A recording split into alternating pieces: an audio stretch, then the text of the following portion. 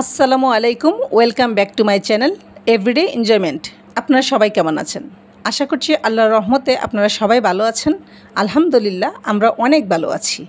আজকে আপনাদের জন্য নিয়ে আসলাম বাইম মাছের বোনার রেসিপি, যেটা আমার খুবই একটি প্রিয় খাবার। আর আমার মনে হয় আমি যেইভাবে তৈরি করেছি, এইভাবে যদি আপনারা বাসায় তৈরি করেন, আপনাদের কাছে এটি একটি প্রিয় খাবার হয়ে যাবে। আমরা এক এক এলাকাতে বাইম মাছ এক একভাবে তৈরি করি। আমি যেভাবে বাইম মাছটি তৈরি করেছি, আপনারা ট্রাই করে দেখেন, আপনাদের কাছে এটি খুব ভালো লাগবে।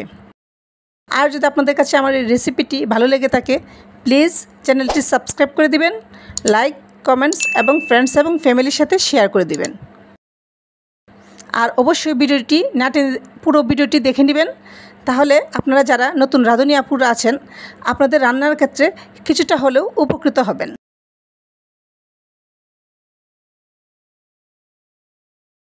চলেন দেখা যাক আমাদের মূল রান্নায় কি আছে। আমি এখানে একটি বাইম মাছ নিয়েছি। বাইম মাছটা আপনারা দেখতেই পাচ্ছেন, দুই সাইড কেটে এটা আলাদা করে নিয়েছি। বাইম মাছের চামড়াটা আমি আলাদা করে নিয়েছি। আর আমার এই রান্নাটার ক্ষেত্রে আপনারা অবশ্যই বাইম মাছের চামড়াটা আলাদা করে তারপরে রান্না করবেন, এবং তার সাথে পরিষ্কার করে নিয়েছি। এখন আমি এই বাইম মাছটাকে ছোটো ছোটো টুকরা করে কেটে নেব। আমার টুকরাগুলো হয়ে গিয়েছে, দেখেন। এইভাবে তৈরির ক্ষেত্রে বাইম মাছের টুকরাগুলো কতটুকু বড় হবে বা কতটুকু করে কেটে নিতে হবে, সেটাই আমি দেখিয়ে দিলাম। আমি এখন এটাকে রান্নার প্রসেসিংয়ে চলে যাব। এখানে আমি একটি পাতিল ব্যবহার করেছি, চুলায় বসিয়ে দিলাম পাতিল। আর এখানে আমি হাফ কাপ রান্নার রেগুলার তেল দিয়ে দিলাম, তার সাথে হাফ কাপ পেঁয়াজ কুচি দিয়ে দিলাম, দিয়ে হালকা নাড়াচাড়া করে দিলাম।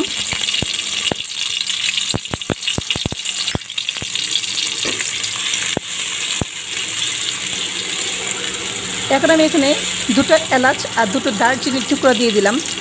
বাইম মাছের ব্যবহারের রান্নার ক্ষেত্রে এলাচ আর দারচিনির টুকরো দিবেন, তাহলে রান্নার স্বাদ দ্বিগুণ বেড়ে যাবে। আর আপনারা যদি কেউ পছন্দ না করেন, না দিলেও হবে। এখানে আমি 1 চা চামচ হলুদ গুঁড়া দিয়ে দিলাম,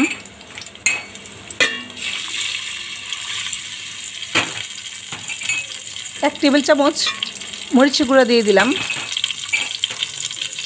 আর 1 চা চামচ ধনিয়া গুঁড়া দিয়ে দিলাম, 1 চা চামচ মাছের মশলা দিয়ে দিলাম, এটা আমি নিজে তৈরি করে নিয়েছি। আর 1 চা চামচ লবণ দিয়ে দিলাম। এখানে আমি 1.5 টেবিল চামচ পেঁয়াজ বাটা দিয়ে দিলাম, দিয়ে আমি মশলাটাকে ভালো করে নাড়াচাড়া করে আমি কষিয়ে নেব। মাছের মশলার ক্ষেত্রে আমরা যত ভালো করে কষিয়ে নেব, অথবা মাংসের মশলার ক্ষেত্রে যত ভালো করে কষিয়ে নেব, মাছ অথবা মাংস দুটারই স্বাদ দ্বিগুণ বেড়ে যাবে।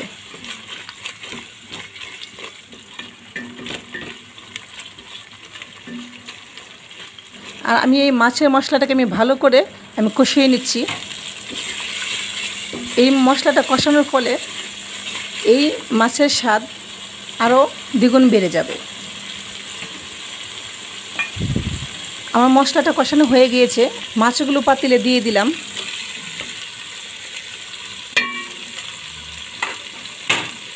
এখন আমি আবার নাড়াচাড়া করে উল্টিয়ে পাল্টে মশলার সাথে মাছটা আমি মিশিয়ে নিচ্ছি।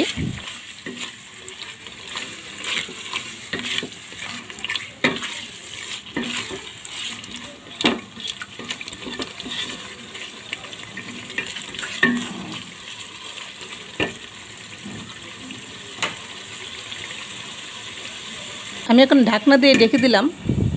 5-7 মিনিট অপেক্ষা করে আমি আবার ফিরে আসলাম। আমি মাছটাকে ভালো করে আমি কষিয়ে নিচ্ছি। আমি আবারও নিচ থেকে উল্টিয়ে পাল্টিয়ে নাড়াচাড়া করে দিলাম।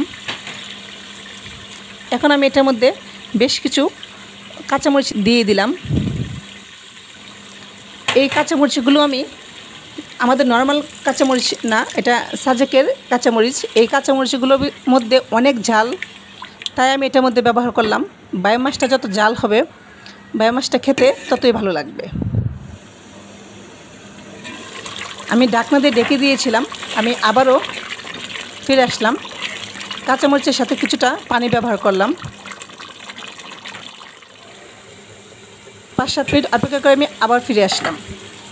দেখেন আমার এটা প্রায় 80% মতো হয়ে গিয়েছে। আমি এখন চুলা আঁচটা লো হিটে আরও 5 মিনিটের জন্য আমি বসিয়ে রাখবো।